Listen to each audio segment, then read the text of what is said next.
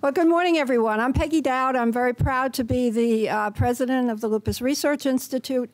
On behalf of Senator Lautenberg, the Congressional Lupus Caucus, the lupus community, our co-sponsors for this event, the Alliance for Lupus Research, and ARDA, the American Autoimmune and Related Diseases Association, and the lupus community, we welcome you to this briefing and the opportunity to hear and learn about lupus. I want to acknowledge the Lupus Caucus that was founded last year in the Congress, and to acknowledge them as well, the chairman and founding member, Representative Tom Rooney from Florida, William Keating from Massachusetts, Jim Moran from Virginia, and Elena Ross-Lechner from Florida. So hopefully staff is here, and we may just have them come. We know how really difficult it is with everything that's going on here this week. It's very opportune that we are here with our patient affiliates from around the country this week, as we always are, that it comes at such a critical juncture for biomedical research in lupus, in all diseases and autoimmune disease. It's especially precious, if you will, that we're here this week. So we thank you for that. And a special thanks to Dennis Sandros from Senator Lautenberg's office, who has helped us so much, as you probably know by now. I hope you know Senator Lautenberg is a great champion for this cause, and we thank him very much for making this happen for us. I also want to welcome Frances Ash Goins, who I know is here, who is the director of the Office of Women's Health. Here she is at Health and Human Services. Frances is a wonderful champion for lupus for many, many years, and we are so grateful that you're here with us this morning as well. So our goal this morning is to really let you know about lupus, the disease, and about the challenges that we face and the opportunities that we refuse to let go. The latest in lupus research is our theme, protecting the science and advancing the research gains of the last decade. So when I start to talk about lupus, I always think about, why should you care?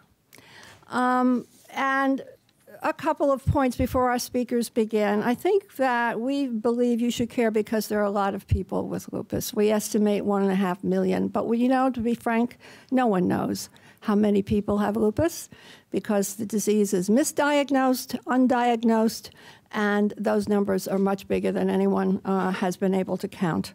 So that lack of diagnosis and treatment is a public health issue. So we think that is important that we're here. It's a women's health issue, as you'll learn. 90% of sufferers with lupus are women, mostly young women in their childbearing years. It's a minority women's health issue. The minority populations and women of color are especially affected by lupus, and you'll hear more about that. And lupus is a research issue. With such a dangerous and debilitating disease, only one treatment has ever been approved in this country for this disease, and we need tons more. So imagine, if you will, as we start, a disease that strikes women, and primarily young women, and very heavily young minority women without warning. It can attack any bodily organ or tissue that it decides to at random and with no rhyme or reason. It can attack the heart, the lungs, the brain, the kidneys, and the blood. Imagine this disease that is a major cause of kidney disease, heart attack, and stroke among young women, with no new treatment, only one new treatment in over 50 years. That's why we're here. We invite you to hear more about our cause, and we are very grateful for the speakers who have taken their precious time to be with us this morning. So we will start right now. And Kathleen, I think you're going to introduce Dr. Robert Katz from Chicago as our first speaker. Thank you, Peggy. Good morning. I'm honored to be here today as a face and a voice for the lupus community. When I was a shy and awkward child, I never aspired to speak on Capitol Hill. But then again, I never dreamt I would be diagnosed with lupus, fight for my life, and become a tenacious advocate for the past 26 years. Like most lupus patients, this disease cut me down in the prime of my life and has drastically impacted my future. It has stolen precious time for me as well as the opportunities to have a successful career, financial security, or that of being a mother, just to name a few. I can tell you from firsthand experience that lupus is extremely complex, difficult to diagnose, potentially fatal, presently incurable, totally capricious, painfully limiting, life-altering, dream-stealing, career-ending, and financially, emotionally, and physically devastating. Lupus can affect virtually any part of the body, like Peggy said, making it the prototypical autoimmune disease. Like many lupus patients, I suffer from several other autoimmune diseases. So here are my numbers. 8 diagnosed autoimmune conditions, 32 medications a day, monthly treatments over $5,000, annual treatments about $150,000 right now. I used to weigh well over 200 pounds due to drug side effects. My entire digestive tract is impaired, and it takes 5 different drugs just to allow me to eat each and every day. The veins in my arms are useless, so I have a port for monthly infusions. And I have long hair because I cannot hold my arms up over my head to style shorter hair. Right now, I'm in a critical potassium crisis, and I'm having weekly 7-hour infusions. But I am just one of 50 million autoimmune sufferers and one of 1.5 million lupus sufferers. And I'm alive today because of a strong support system, and I'm proactive in my health care. My support system is made up of friends, family, and most especially wonderful medical providers. So on that note, I'd like to introduce our next speaker. He is a practicing rheumatologist, or a lupologist, as we dub them. This is a special group of physicians who constantly make compassionate and innovative decisions regarding lupus treatment. Dr. Robert Katz is a professor of medicine of Rush University Medical Center and adjunct associate professor at Northwestern University, Feinberg School of Medicine, and Dr. Katz is listed in Best Doctors in America. Let's have a good round of applause for Dr. Katz.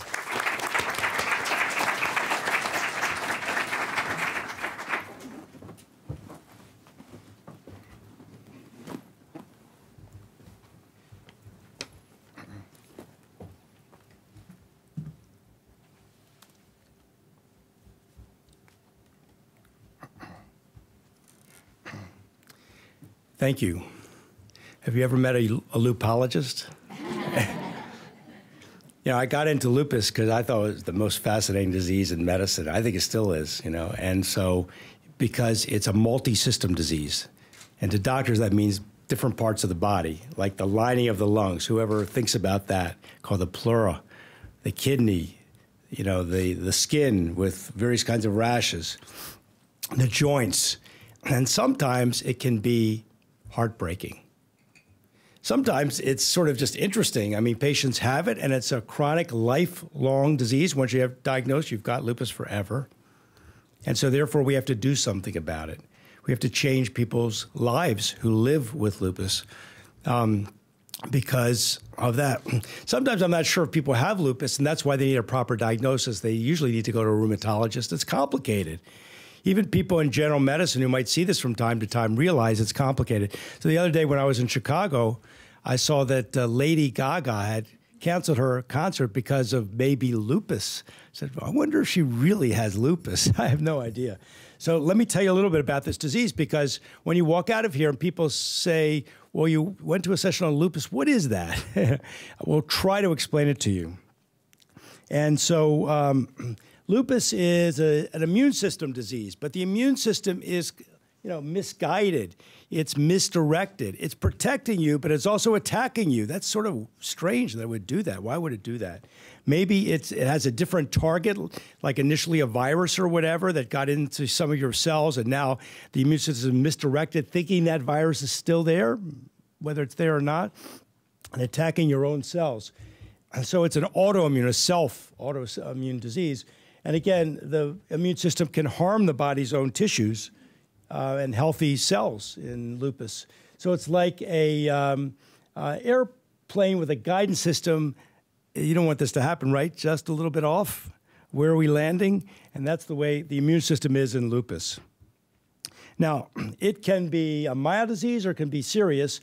We make the diagnosis based on the typical symptoms of lupus and also some specialized laboratory tests and sometimes biopsies and other means. And we have official American College of Rheumatology criteria to rely on as well. Now, as Peggy said that there are many people who have lupus. The exact number is a bit uncertain, but many people, but they're mostly young women, childbearing age. And they would say to me sometimes, I don't want my children to see me suffer, so I don't talk about it too much. And so women are much more commonly get lupus in their childbearing years. And I'll tell you a couple of personal stories in a minute. But sometimes children, sometimes older people develop lupus. Let me tell you about one. Lupus can be mild, joint pain, a rash on the face, especially with sun exposure. But Maria, she had kind of bad lupus. So that she's a lovely person, very effervescent, fun to be with in the room, but challenging. And she had pretty active lupus. At one point, she was in a coma. She had a baby. What was going to happen there? Then her kidneys failed despite aggressive treatment. She wasn't all that compliant because of her children and home situation. She wasn't always there on time. So her kidneys failed. She's in dialysis now, and her husband just left her. It really can be heartbreaking. It's really a brutal disease in many cases, and that's why we need better research to fix it. So lupus affects various parts of the body, like you get hair loss, sensitivity to the sun, where you get actually a rash or sick from the sun, painful, swollen joints, fevers, kidney problems, rashes, and a lot of fatigue.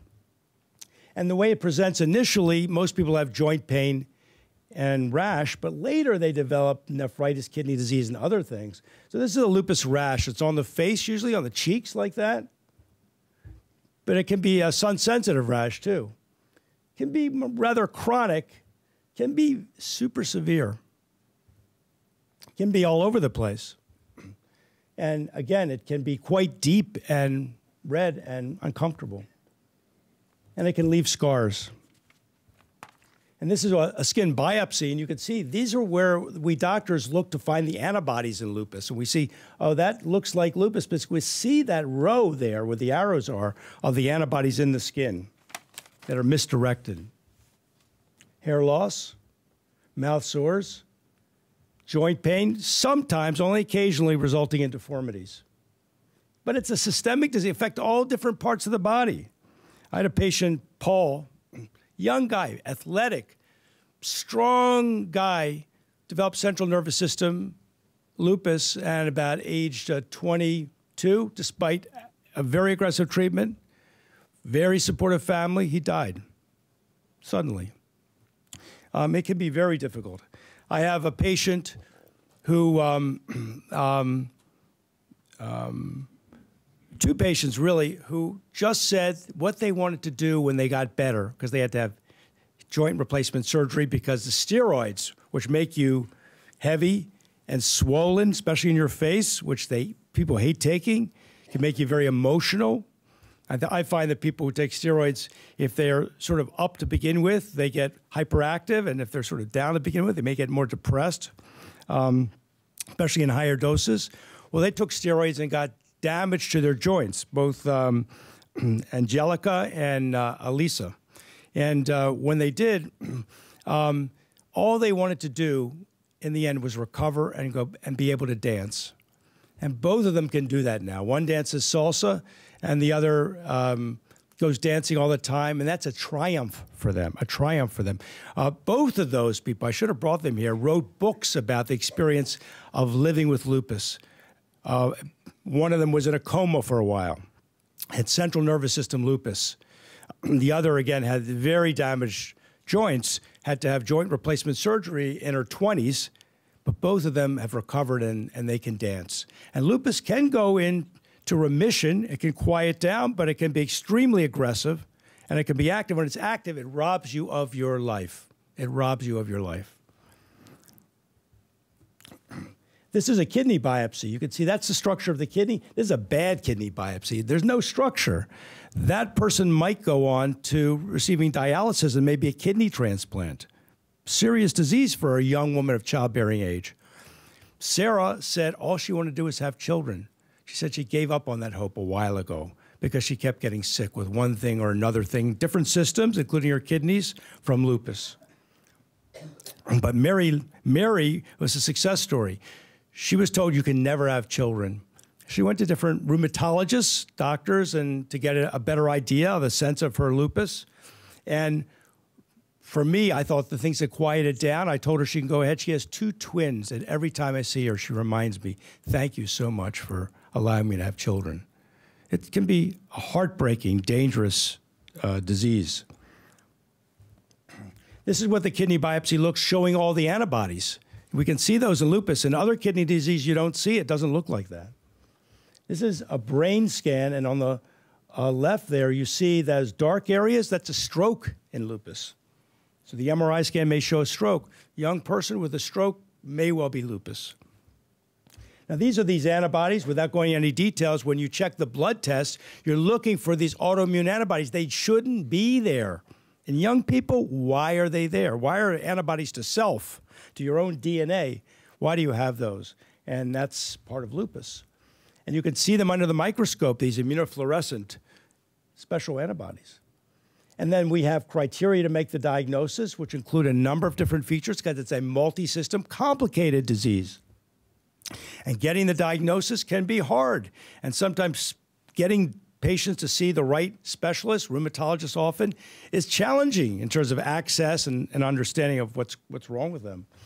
It affects the family tremendously. It affects the family tremendously. And you talk to family members, and they're usually around. I tell patients to bring your family to our meetings so they can hear, so you have an extra pair of ears and people don't go home and say, I know, he told me to take this prescription, and see him in a month, no details.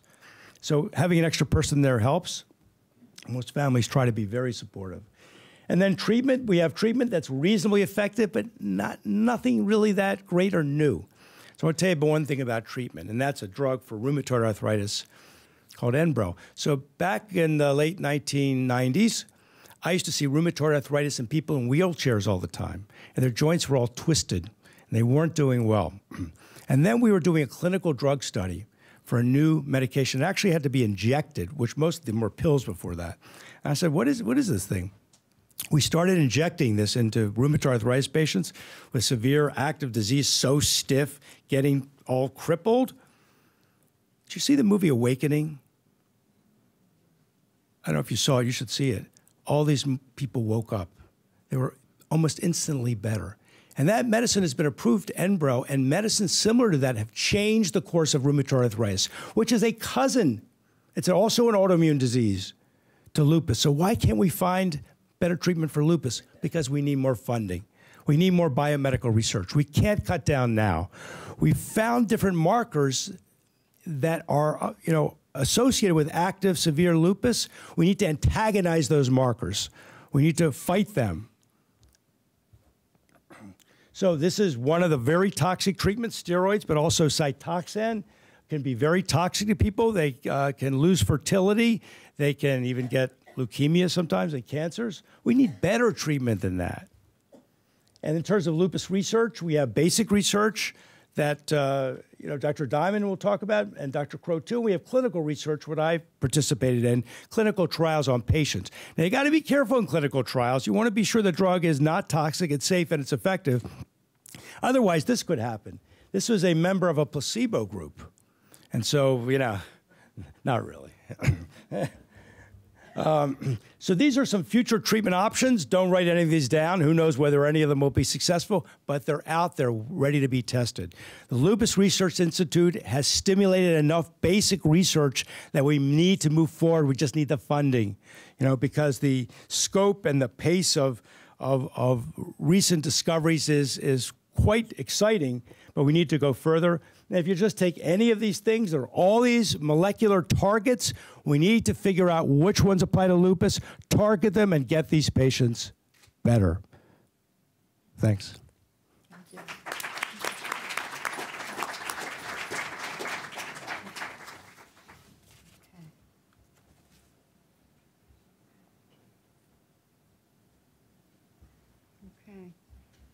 Thank you. Okay. Thank you, Dr. Katz, for setting the stage of the real peril and the real picture of this really difficult disease.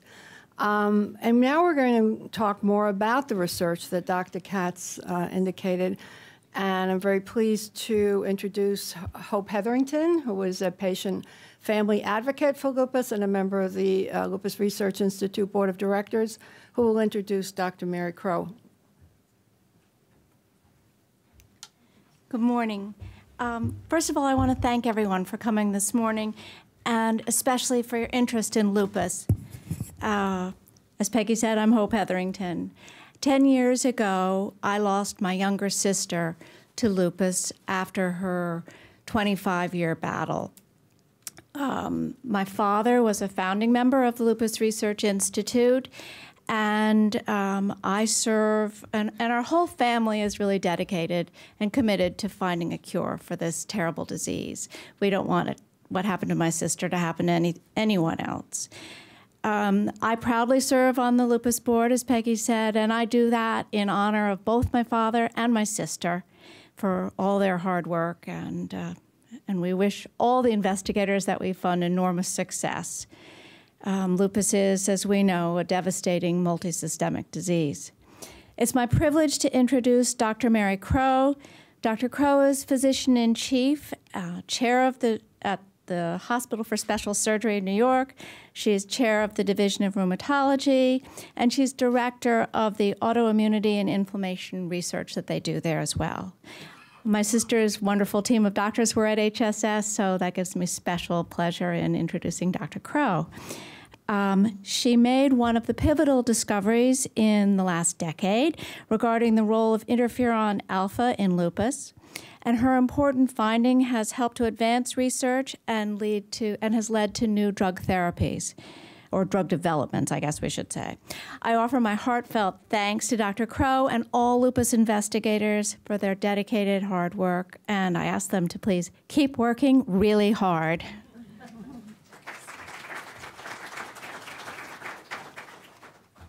Just make a little switch here for a second. Maybe that better not. Okay. Well, thank you very much for having me here, and I really appreciate having the opportunity to join my colleagues to tell you about lupus research. And I think that my message is one of optimism and hope if we can keep our current momentum going. And that's really the important message, that we've made so much progress in the last 10 to 15 years. And the opportunities that we feel are really striking. And we need your help and really the help of everyone around the country to allow us to kind of make hay and make lives better for our patients. As you've heard, lupus is a disease that has tremendous impact and significance. It can be life-changing or even life-ending for those affected. The disease typically has its onset early in life, typically affects women. And one of my messages is that all of the complexity, all of the challenges that we face in lupus really present us with opportunities in our research, opportunities to learn more about not just lupus, but about biology and about many diseases. So that hint that about 9 or 10 women are affected with lupus for every one man gives us important hints about the disease. Of course, men can develop severe lupus, as you've heard, but the fact that so many lupus patients are women gives us hints about the role of hormones. And one of the exciting advances, I think, and something that I think a lot about, is current research that puts the focus on the X chromosome. So, as you know, women have 2 X chromosomes, men have 1. And the research in genetics, the insights into how the genome works, allow us to have the groundwork to focus on the X chromosome and take that hint about the increased prevalence of lupus in women and gain new understanding about the underlying basis of the disease. The medical care of lupus patients is very challenging, as you've heard from Dr. Katz, and it's particularly challenging because the disease is so diverse from one person to another, affecting many different organ systems. But again, this gives us an opportunity. If you think about it and think about the pictures that you saw, lupus is really everywhere. It's in the lymphoid organs, the lymph nodes, the spleen. It's in the kidney, it's in the skin, it can be in the cardiovascular system and in the brain. But what that means is that we have a tremendous window into the disease by studying just even the blood of lupus patients. So lupus is a special disease. We refer to it as the prototype autoimmune disease, meaning that it is everywhere and can be considered as representative of many different autoimmune diseases, and in fact, many diseases in general. So although the disease is challenging, we have so much to learn from the patients, from the animal models that represent the disease, from the cells from the patients that we study in the laboratory. Lupus is a disease in which genetic variations that we all have from one person to another kind of add up and make some individuals more susceptible to develop the disease. These genetic variations interact with environmental triggers that we don't understand very well, and I think studying the environmental triggers of disease is a tremendous research opportunity. We know that things like sunlight, particular medications, can trigger the disease or make it worse. These work with those genetic variations in the immune system, in the DNA, and play themselves out at the level of the immune system. So the immune system comprises the cells, the factors, the molecules that our bodies use to fight infection, viruses and bacteria. But as Dr. Katz said, the immune system in patients with lupus is a little off. The regulation of the immune system doesn't work well. If we can study these alterations, as we do in lupus, we gain insight not only into lupus disease and can help lupus patients, but we gain understanding of infectious diseases. The very same cells that are infected by the mononucleosis virus or HIV even are among the cells of the immune system that are altered in their function in lupus.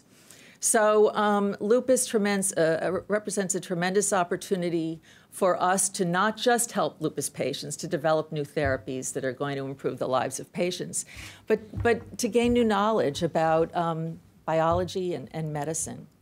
So it's been really a remarkable about 15 years in my mind, really a golden age in lupus research. And, you know, sometimes maybe we get a little down and a little negative on, you know, how difficult it is to make progress. But from my point of view, we have learned so much. My own understanding of lupus is so much greater now than it was 15 years ago.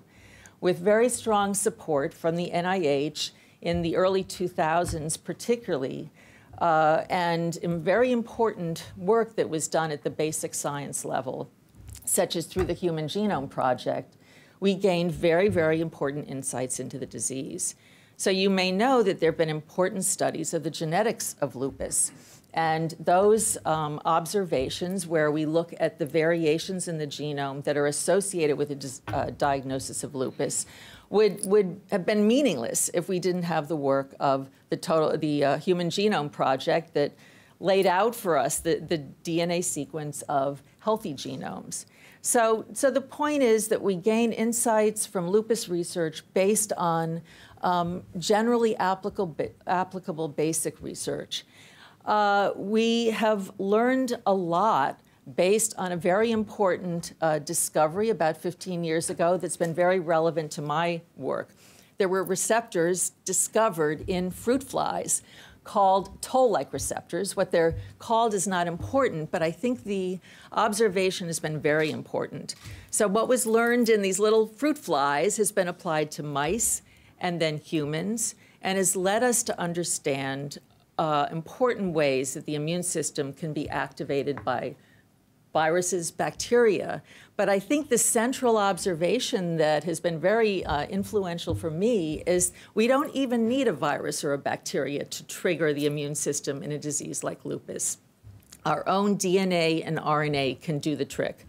So as was noted, the immune system and its autoantibodies target themselves to self-DNA and RNA in lupus based on those autoantibodies.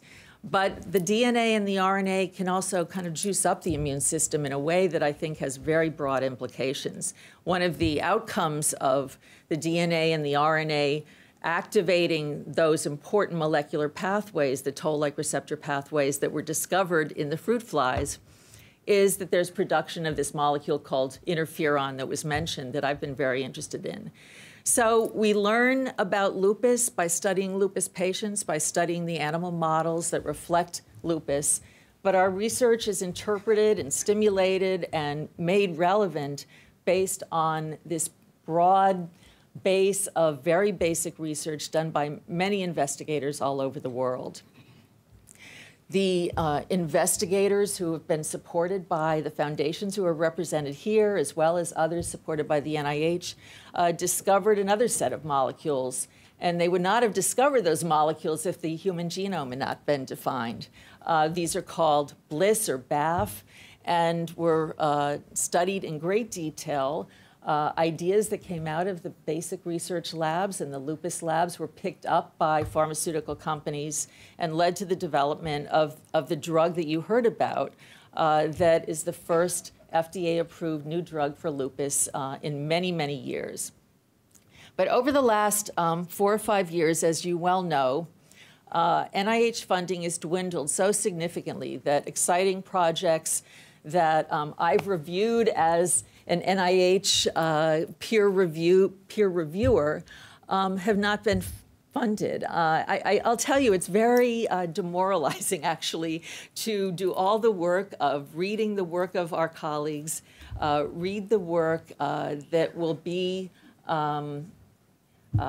developed in labs around the country if support is available, get all excited about it, give it a great score in the NIH study sections, assume that, of course, it will be funded because it's so interesting and exciting, and then learn that, no, it was not funded because there wasn't sufficient NIH funds available. So I guess this is the downside of my message, that we are at a point in time when the cutbacks in the NIH are being felt. I think an important point that you all need to understand is that even more significant for progress for patients than the cutback in research is the impact on the investigators. So once a scientist loses their support through the NIH or other sources, it's very difficult to continue on with their work. They often go into other lines of work. And even when research support picks up a couple years later, that person is really lost to science. So it's so important that we somehow work all together at the NIH level, at the foundation level, to keep our research going, to keep our scientists doing the work that they really want to do. I've heard, actually in the last few weeks, if some of you, I think it was 3 Sundays ago, watched the Chris Matthews show on Sunday morning TV, Howard Feynman made the statement when Chris Matthews says, "Tell me something I don't know."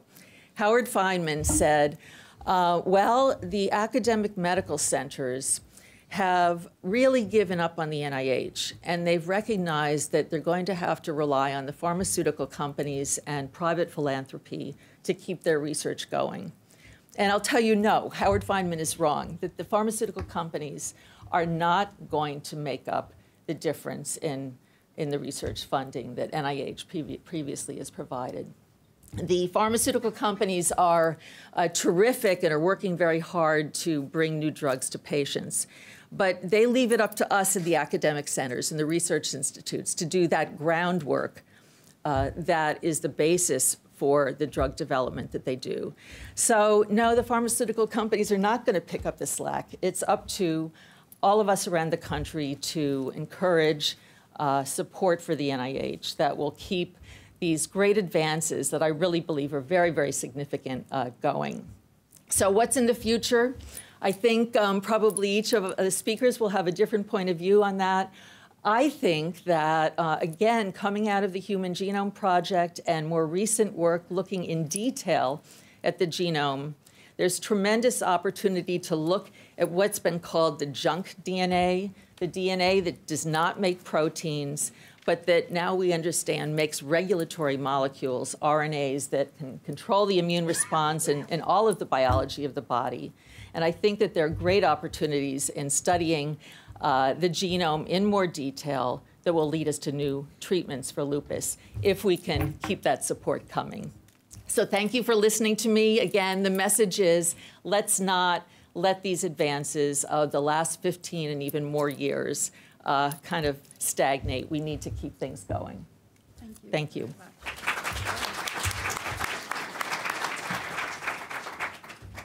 So all of our speakers will be up here at the end and for your questions. Well, right now we want to continue. And thank you, Dr. Crow. The golden age of lupus research. Those of us who have fought in the trenches for the last 10 years know that this is true. The advances finally in this disease have been remarkable, and that's why we're here today. So I'm very pleased now to introduce Adrienne Lynch, who is a woman, a wonderful volunteer in New York City for the lupus cause there, who is going to tell us a little bit about her situation with lupus, and then introduce Dr. Betty Diamond, who many of you know, a longtime champion as well, a wonderful researcher and a terrific member of the lupus community who will be our speaker on disparities in lupus. Adrienne? Good morning. So as Peggy said, my name is Adrienne Lynch, and I have been living a diagnosed life with lupus since 2009. Probably had lupus since I was probably about 7 years old. But prior to getting diagnosed, I found myself unable to walk. My eyes had betrayed me. There was just so much going on. And after diagnosis came the treatment, which I found to be just as bad or sometimes worse than actually having lupus. I was on toxic medications for my kidneys. I was pumped up with steroids, which forced me to put on a bunch of weight. And I certainly like to wear small clothing, so that was a challenge for me. It also affected my career. At the time, I was a producer at a major television network, and I had to make a decision, you know, whether or not I was going to focus on my career or focus on my health. And of course, my health won out. And I decided to start my own company so that I was able to manage my schedule, manage my doctor visits, and really work around anything that may have happened with my life. So I just urge everyone here who is in a position to change policy, to affect research, to hear everything that we're saying here and just push forward and keep working, and don't give up on things that don't give up on this process here. So someone who hasn't given up on us, who is working really, really hard for us, is Dr. Betty Diamond. She is the investigator and head of the Center for Autoimmune and Musculoskeletal Disease at the Feinstein Institute for Medical Research, North Shore, LIJ. She is a leader in lupus and patient care and is going to speak about the effect of health and racial disparities in lupus, and I personally thank you for that. Thank you.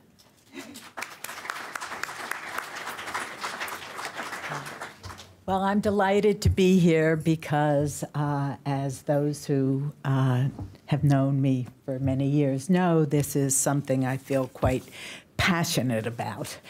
And my take-home message is there are health disparities in lupus, as in so many diseases, and we can and must do something about it. So it's not surprising that when one thinks about health disparities, there are those we can address as health professionals, those we can address as citizens, and those, like we've heard, genetics, which are immutable. I think we all know that the demographics of the country are changing, and that there are going to be more what we now call minority populations in America over the next decades, more African Americans, more Hispanics. And why is this important when we talk about lupus? Well, we've already heard that women are much more likely to get lupus than men, and we've also heard that African Americans, Hispanics, and Asians get more lupus than Caucasians do, 3 to 4 times more likely to develop lupus. So the changing demographics is an issue because if we can't treat or we don't treat lupus well in that population, we have a growing problem. So why does one say there's a disparities problem? Why is this not just genetics? Well, we know that genetics is an important player in why a person develops lupus, why a person has a risk for getting the disease. But we also know that once you have the disease, how you do with that disease is not determined by genetics. It's determined by poverty and what your disease activity was at the time the diagnosis was made, how sick you were before you came to the attention of the medical community. So these are not genetic problems. These are societal problems. And, you know, there are risk factors that aren't genetic. In fact, it's really staggering. We talk about these diseases, and even a disease that affects 1.5 million people, which is the upper estimate now for what the incidence of lupus is still a reasonably rare disease. But autoimmune diseases in general affect 8% of the population. And in the 1997 statistics, there were more people with autoimmune disease in this country than with cancer. So this is not rare autoimmunity. This is very prevalent. And we know that the genetics of autoimmune diseases have much in common, and we know risk factors have much in common, non-genetic risk factors. So this is an area that we need to pay attention to. And what I'm showing here is that autoimmunity is, in fact, increasing in incidence for essentially all autoimmune diseases. And I show you data from a study on diabetes. And the reason I show diabetes is there's nothing subjective about the diagnosis of diabetes. Your blood sugar is high or it isn't. And there's nothing occult about the diagnosis of diabetes. This is a readily accessible test. This is easy. And you can see over 50 years, there's a 4-fold increase in incidence in diabetes.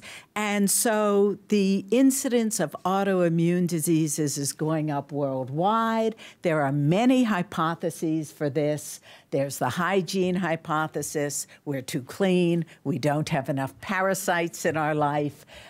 There's estrogen hypothesis that, in fact, the drinking water that we all have is full of estrogen. Maybe it's making for a more mellow country, but it may also be making for a more autoimmune country. Vitamin D deficiency is rampant, and we all know about the obesity epidemic. And so here I show you one of the risk factors for developing autoimmune disease. And this is many autoimmune diseases, and that's vitamin D deficiency. So this is not to say that once you have an autoimmune disease, restoring vitamin D will get rid of it. It's not so simple. Once you perturb the immune system and you make it veer off course, you need more than vitamin D to get it back on course. But it is a risk factor. And what you see here is that African Americans and Hispanics are much more likely to be vitamin D deficient than Caucasians in our population. And the degree of vitamin D deficiency correlates with a disease activity score called SLEDAI. So minority populations are not just genetically more at risk to develop disease, but the environmental triggers that we know about that contribute to risk for autoimmune disease are more prevalent in minority populations. So now you have lupus. We know renal disease, kidney disease, as you've heard, is a major cause of morbidity and mortality in lupus. So 60% of lupus patients will develop kidney. It's higher in African Americans.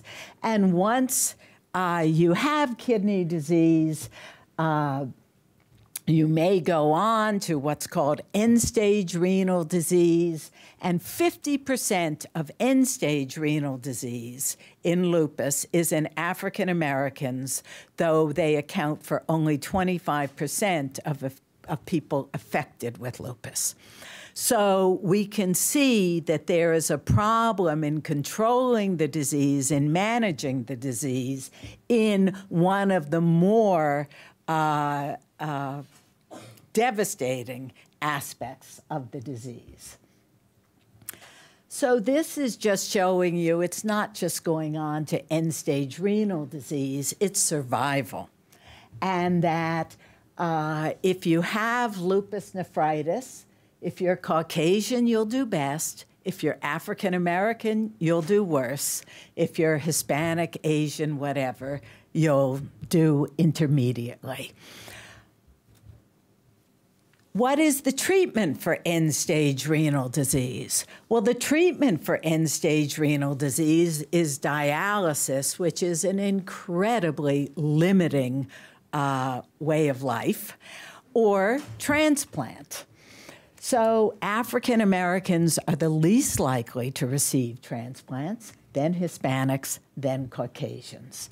So this is a problem not just of the medical community. This is actually a problem within the African American community itself, and requires more education and more outreach and more advocacy there, because African Americans are the least likely to be organ donors, either living organ donors or cadaver organ donors, either willing to donate organs after death to somebody who needs it. So there are multiple levels at which we need advocacy and we need education. And I think on the bottom is a devastating comment on our healthcare system that having Medicaid as your insurance is a risk factor for not getting an organ transplant. So you get your organ transplant. What happens then? You can see that African Americans with kidney transplants have more rejections and do worse than others. Why is this? Well, we're back to our societal issues. Poverty, hypertension is a problem in organ transplants and kidney transplants, and we all know from multiple news articles that hypertension has to be treated differently in African Americans than in whites in America, and it is less well controlled by physicians and patients in concert than in whites.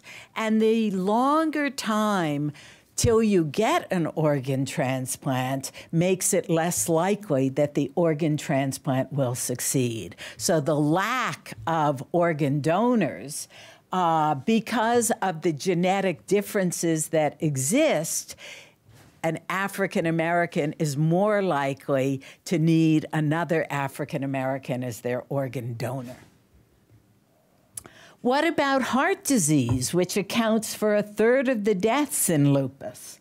Well, hypertension and diabetes are contributing factors to the heart disease, and medical management of hypertension and diabetes is better in Caucasians than in African Americans and Hispanics. Access to cardiac catheterization even in this day and age, even after a director of the NIH made cardiovascular disease in women the platform on which she stood and directed the nation, women are much more less likely to get cardiac catheterization than men, to determine whether some of the symptoms they are experiencing are related to heart disease or not.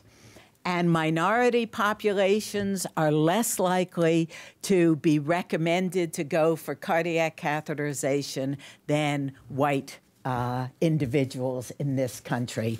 And physicians are less likely to discuss exercise and diet with African American patients than they are with any other patient group. And interestingly, this is true for African American physicians as well as for white physicians. So we cannot target our advocacy and educational efforts to one group only. We all need to be more aware and do better. So what are the factors related to outcome? Well, there are patient issues. There's the need to live a healthy lifestyle. There's something called self-efficacy, which is the sense that a patient has some control over their illness, that they're involved in making decisions, that what they do can affect their outcome, that they're not powerless victims in their life. And there's adherence to therapeutic regimens, which we know is a problem even to take a 10-day course of antibiotics. And imagine if one was taking a lifelong course of 35 pills a day, which of us would do it? There are physician issues, willingness to engage patients in therapeutic decisions and to empower patients so that they, in fact, can experience self-efficacy, willingness to discuss lifestyle issues so that one takes on diet and exercise, which we know can do wonders for diabetes and hypertension, and cultural competency. So one does this in a way that doesn't make individuals feel misunderstood or disrespected. And then there are societal issues. And Adrian mentioned policy concerns. This is access to health care. This is rampant poverty in America. And this is a lack of education that gives one the means to learn about one's disease and to be thoughtful about one's disease. So perhaps the easiest group to address in all of this are physicians, because there are times when we have them in one place and we have command of their ears, if not their brains. And so physicians operate under a lot of misconceptions. As I started working in this area, really driven by the Lupus Research Institute to start thinking about health disparities in lupus, one of the most shocking statistics to me was what's on top, that 63% of physicians can possibly think that the healthcare system has no racial or ethnic bias, compared to a much better informed or more honest public that thinks it's where 43% think there is no bias. And when one goes to African Americans, it's 25% that believe there is no bias. Physicians also believe that minorities are less likely to engage in clinical studies and clinical trials. And we know that there are differences in response to medications. So while research may take us to therapeutic interventions, finding the right therapeutic intervention for African Americans or Hispanics or Asians is going to require that African Americans and Hispanics and Asians be part of clinical trials, because what is best for Caucasians may not be best for each of these other groups.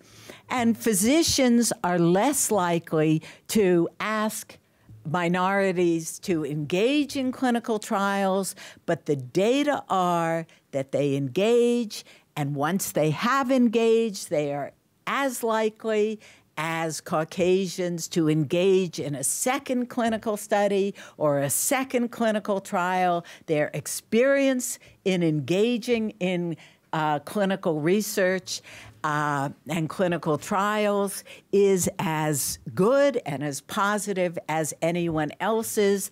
And we all know that health advances may start with fruit flies and start with yeast, but it ends with a partnership between patients and physicians and the taxpayer dollars to advance an agenda for specific diseases and specific populations. There's also a bias that people have that minorities engage in much less healthy activities. But the United States keeps records of this, keeps records of who smokes, keeps records of how many fruits and vegetables you take in every day, and whether you get your immunizations or not. And in fact, the data are that that's no different for African Americans than for Caucasians. And it's really poverty that leads you to McDonald's. It is not race that leads you to McDonald's.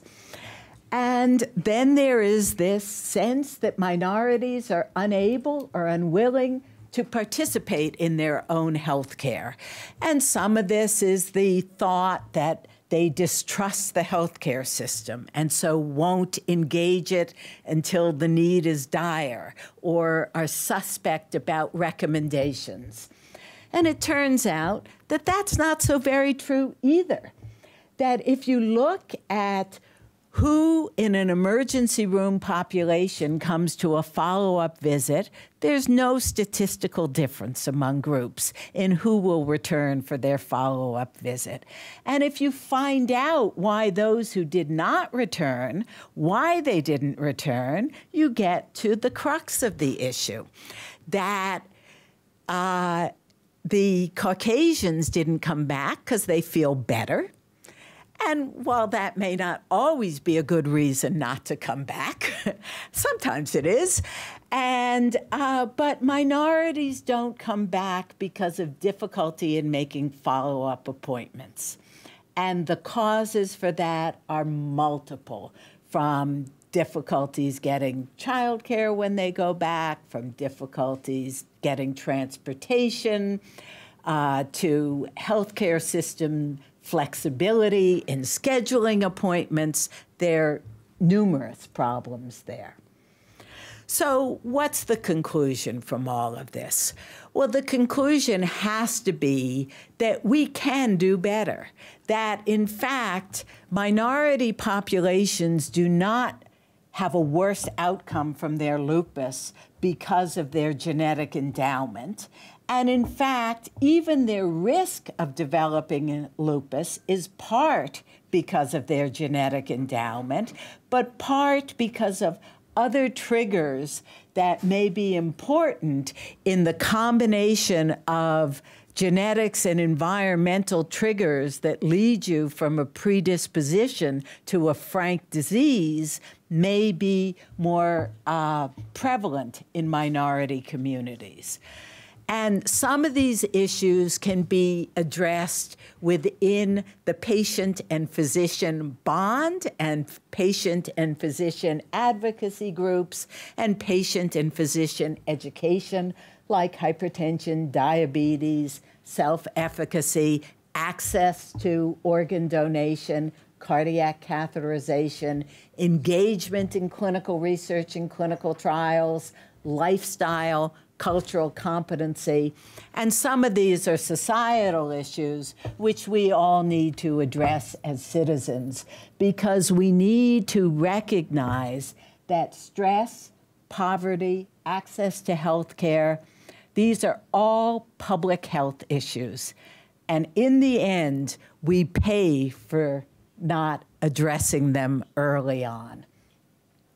So the Institute of Medicine has been interested in this, has recognized that healthcare disparities is a big problem, and has come up with guidelines on informing healthcare professionals on the nature and extent of disparities, using treatment guidelines to get away from these biases, these unconscious biases, to have on your checklist. Did you ask this patient to engage in clinical research? Did you offer this patient access to a clinical trial?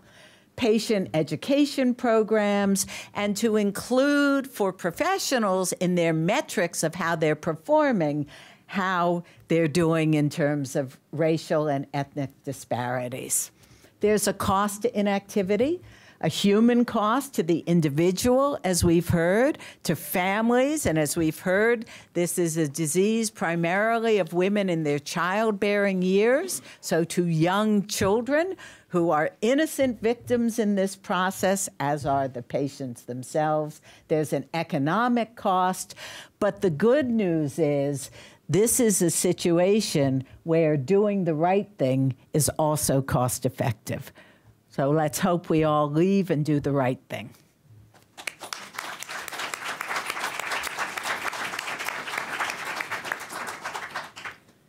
Well, thank you very much, Dr. Diamond, for that presentation. And thank you to Dr. Katz and Dr. Crow. I think that in our speakers this morning, we have sought to give you an overview of the damage to lupus patients, to give you a look at what Dr. Crow has called the golden age of lupus research, which we are so grateful and have worked so hard to achieve over the last decade plus. And also thanks to Dr. Diamond to let you see the issues, the public policy issues and the public health issues that are across lupus and autoimmune diseases when we're looking at the effects on minority populations. These are public health issues. These are research issues. No new treatment approved. Actually, one new treatment ever approved, ever by current FDA statements, standards. So really, only one treatment ever has been approved for lupus. That's the reality. Toxic treatments. It's really, I think, thanks to our speakers, paints the picture. We promised that we would conclude at 10. I know you probably have questions. We'd love to have the panel be able to respond to those questions. Do we have time for that, Brent, or do we have? No, we don't. So, but if you, our speakers will be here for a few minutes. So those of you in the audience who would like to talk to them and ask some questions, please do so. Just to let you know that lupus advocates will be out here today and on the Hill, and we are asking you to look at the research budgets at the National Institutes of Health, which is critical to our National Institutes of Health, as someone said yesterday, to the issues of racial disparities and the education. We're going to be asking for that, for the education of healthcare professionals and the patient community on these issues, and certainly to go around and sign as many folks up as we can to participate actively in the Lupus Caucus, which is taking many of these issues forward for us. So we thank you for a wonderful presentation here in Washington today at a critical time and a critical juncture for lupus and autoimmune disease. Thank you all for your support. And our speakers, I think, can stay a few minutes to chat. And I know many of you who are staffers on the Hill have to get back to work. So thank you so much for coming, everyone.